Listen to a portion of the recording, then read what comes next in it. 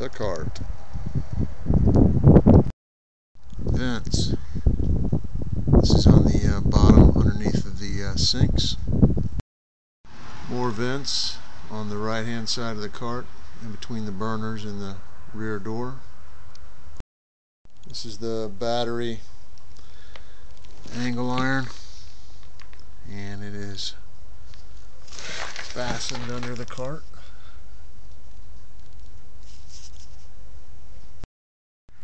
The wiring for the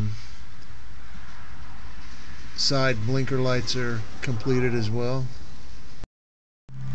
Filed around the door openings where the metal encroached into the openings. Had to trim that back.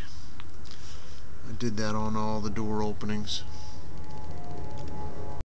And I added the last bungee cord for the wastewater tank. And that's what I got done for the past 2 days. This is, I think, November 20th, 2011. And that's it.